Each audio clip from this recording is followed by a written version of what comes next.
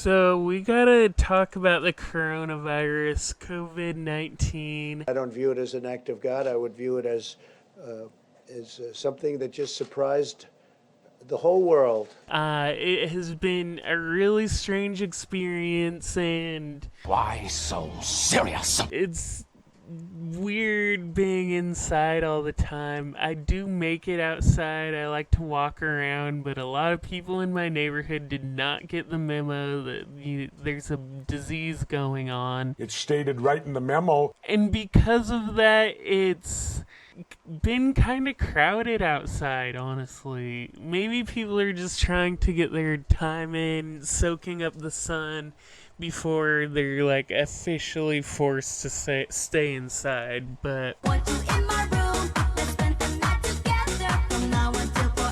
I mean, I went to a convenience store the other day to get some coffee. That's an awfully hot coffee pot. There was a line all the way outside. There was a sign on the door that said only 10 people allowed inside at once. 10 million fireflies? In reality, it was 10 customers, and then there were probably 4 employees. But that's just crazy. I mean, the guy in front of me was like, he was the super Philadelphia guy, and he was like, never had to stand in line for a Wawa. I can't do a Philly accent very well, but can't believe I'm standing in line for a damn cheesesteak from Wawa. I'm really bad at Philly accents, so if you don't know what it sounds like, mine doesn't sound like it. But I'm going to go over some news from coronavirus and just give my insights in between it. One piece of evidence on the bright side, it's maybe not bright for us, but bright for the world community. There's reports that Chinese workers are able to return to work without needing to notify authorities. They're just free to work again. So that shows that China's basically gotten over it, and in fact, a lot of China's new cases come from Europe infecting people in China now, so rather than, internal spread like it was originally. Give your meat a good old rub. That's it. Nice and hot. Here's a pretty terrible story. It's from the Associated Press. IMF rejects Maduro's bid for emergency loan to fight virus. We got enough problems with trade. It says the IMF quickly rejected blah blah blah $5 billion to fight coronavirus. And this is what an IMF spokesperson had to say about it. Says there was no clarity among its 189 member states on who it recognizes as Venezuela's rightful leader, Nicolas Maduro or Juan Guaido, the U.S.-backed head of Congress. Venezuela is the kind of place you should go to war with because they have lots of oil, and we'll take that. Quote, unfortunately, the fund is not in a position to consider this request. We have mentioned before, IMF engagement with member countries is predicated on official government recognition by the international community as reflected in the IMF's membership. There is no clarity on recognition at this time. I cannot, on my daughter's birthday, believe that you would sit there and do some crap. Obviously, this is just the U.S. using what's supposed to be partial apparatuses, partial money resources, global. Today, Junior? Worldwide, they're using those mechanisms to expand the sanctions they're, as a country, imposing on Venezuela. They're making that go beyond just what the U.S. is capable of. The evil doings of the United States. And the U.S. is already capable of a lot. They're completely strangling the Venezuelan economy and then using that as evidence why Venezuela is failing. This country country is so screwed up, man. There is absolutely no reason why Juan Guaido should be recognized as the leader of Venezuela. He is not by any possible measure. The U.S. only recognizes him because they can do shit like this. I'm confronting her, though. I'm not getting talked about anymore. So we're going to play this game where you're going to try to blow my game up here. Let me say your truths. Let's go. Juan Guaido does not have any power. He does not dictate anything to Venezuelan people. What he wants is not enacted by law. He does not control the military or police. There is no possible measure in which he is the leader of Venezuela, except that the U.S. and the nations that kiss the U.S.'s ass recognize Juan Guaido as the leader, which, that means nothing. This next story about coronavirus, so here's the headline. Okay, I'm reading this off Washington Post, and they have the worst pop-ups ever. How does a website like this have so many weird-ass pop-ups?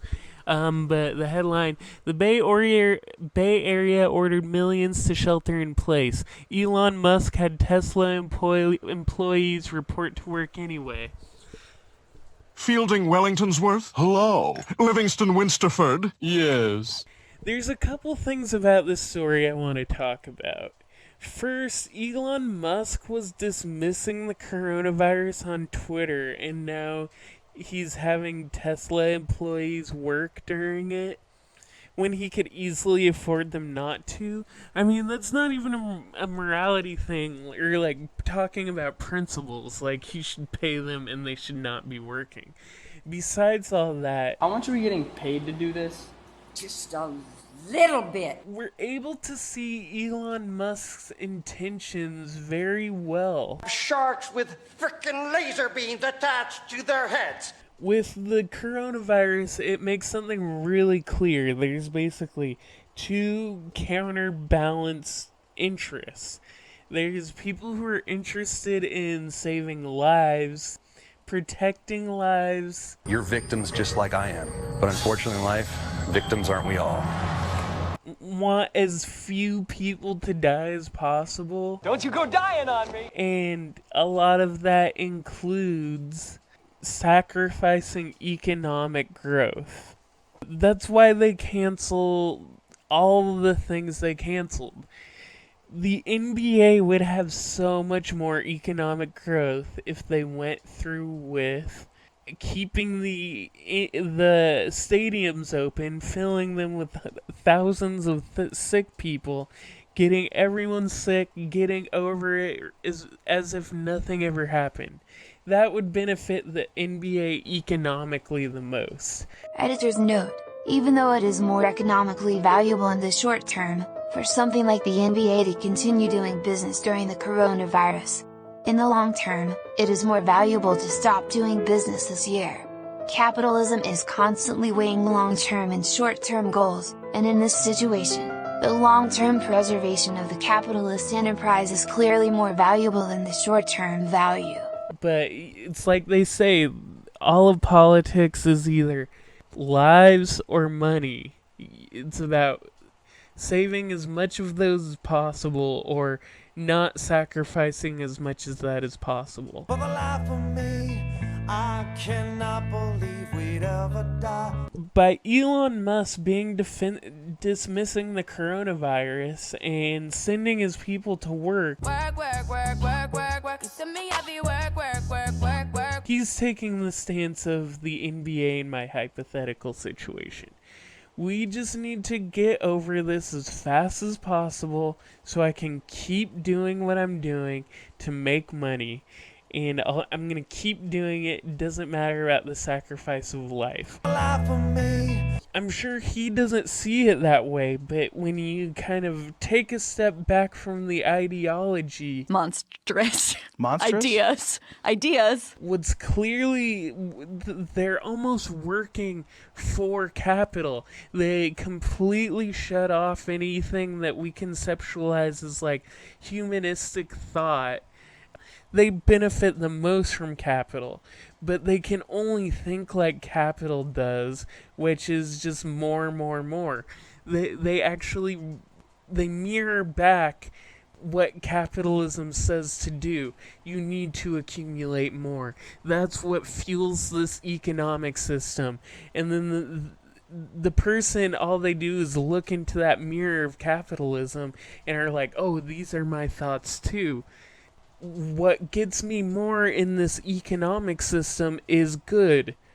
It doesn't matter what happens otherwise. What the economic system wants, it gets. I won't be held responsible.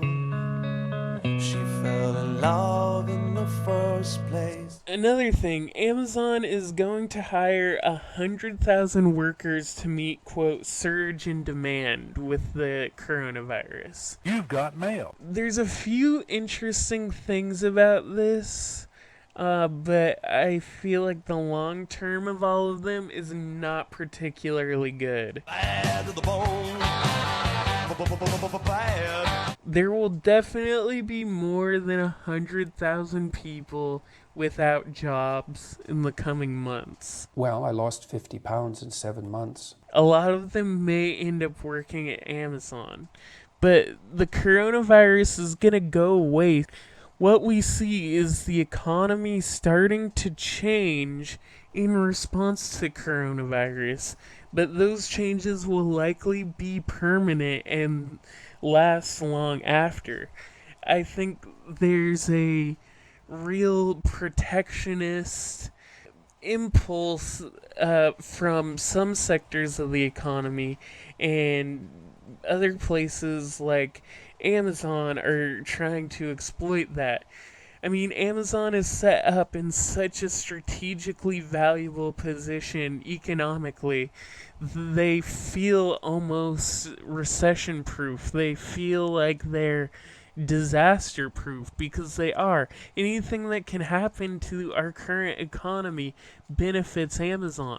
The only thing that wouldn't is if the internet like shut down or for a week or something.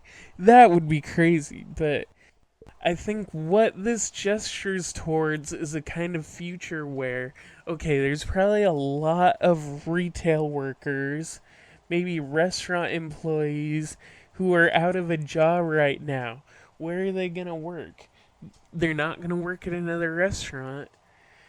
A lot of other conventional office jobs are probably hunkering down with what they have, Constantly crapping on themselves. and not hiring new people until the coronavirus dies down, and Amazon is hiring 100,000 people.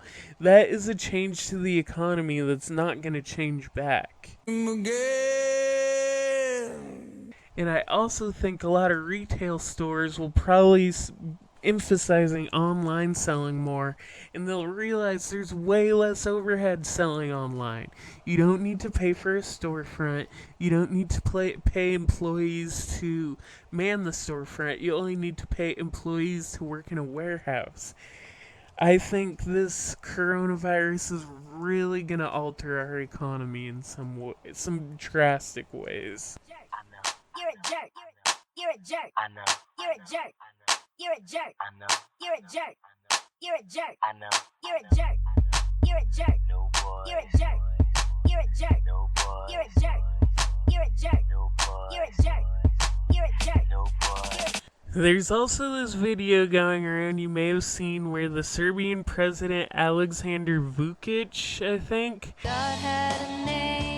criticizes EU for restricting the export of medical equipment and appealed to China in a very friendly way for their support, saying that Europe won't help us, only China will help us. Fine, I'll just go sit at my desk and be quiet. So Alexander Vučić is kind of an interesting figure. I can't pinpoint his political views exactly. He used to be very far right, and in many ways he probably still is, but he's he originally was like a hardcore Eurosceptic. He was anti-EU, very hard, actually, and very for far-right reasons. Now he's a little bit more pro-European Union, or at least he claims to be, but his statement does not really back that. I might come back with some special powers. It is interesting that he is associating more with China than the European Union, though.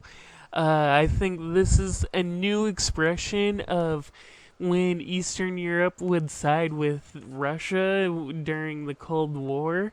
I mean, they were part of the same country, but it's almost become the power center of the East has moved from Russia to China, and by associating with Russia, Serbia is associating also more with China, less with NATO, less with Europe. But he's also very conservative and is interested in kind of authoritarian ideas, so it's worth keeping an eye on this guy, the president of Serbia, Alexander Vučić. We'll see what's up with that. Your brain gets smart, but your head gets dumb. One last story I wanted to talk about is Israel takes a step forward monitoring phones of virus patients. This is from ABC News. That's the headline. Oh, wait, it's actually a reprint from Associated Press. So they write, Israel has long been known for its use of technology to track the movements of Palestinian militants. Now, Benjamin Netanyahu wants to use similar technology to stop the movement of the coronavirus. Oh, good for you! His cabinet on Sunday, this was published on March 20th, or March 16th, sorry.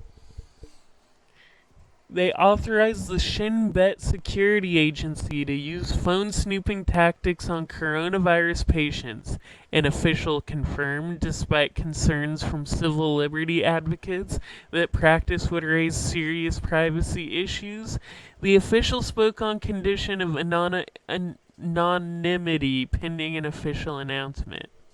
Netanyahu announced his plan in a televised address late Saturday, telling the nation that the drastic steps would protect the public's health, though it would also, quote, entail a certain degree of violation of privacy, end quote. You see how it works? Now, on its surface, this is obviously terrible. There is absolutely no reason the government should track your phone because you have coronavirus.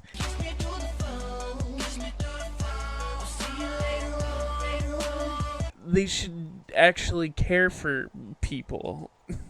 That sounds naive, but they should just care for people. But the way more troubling element to all this is that coronavirus is now spread to Gaza. And that's basically an open-air prison. Israel's like bombing their hospitals. They are not able to take care of coronavirus.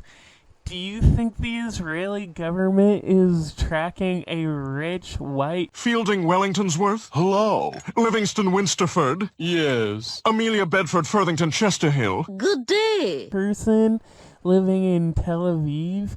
No, they'll be tracking the phones of Palestinians with coronavirus. They will use any excuse to track or terrorize, sabotage Palestinians, and this will not go away after coronavirus ends. I mean, maybe to some degree, but this is this is a thing that they're just gonna keep pushing it and pushing it. Push it to the limit.